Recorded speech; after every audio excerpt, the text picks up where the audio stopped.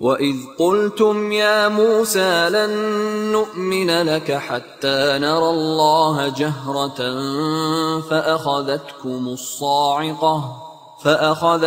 الصَّاعِقَةُ وَأَنتُمْ تَنظُرُونَ وَإِذْ قُلْتُمْ يَا مُوسَى لَن نُّؤْمِنَ لَكَ حَتَّىٰ نَرَى اللَّهَ جَهْرَةً، ایک اور واقعہ ان کی تعریف کا۔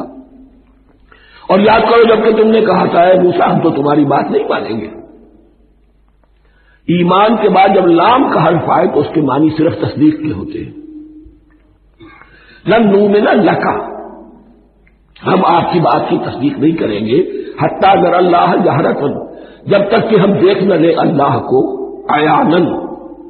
ہمیں کیا پتا اللہ نے یہ کتاب دی آپ کو، آپ تو لے کر آ گئے۔ ہمارے سامنے تو پتھر کی کوئی تختیاں ہیں، اس پہ کچھ لکھا ہوا، کس نے لکھا ہمیں کیا پتا۔ اب دیکھیے ایک حضرت موسیٰ کی خواہش تھی رب ارنی انظر الیک، وہ کچھ اور شے تھی۔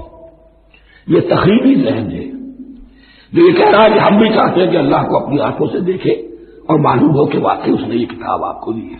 فاخذتکم الصاعقۃ، تو تمہیں آپ پکڑا ایک بہت بڑی کڑک میں، ایک بہت بڑی کڑک ہوئی اور سب کے سب مردہ ہو گئے۔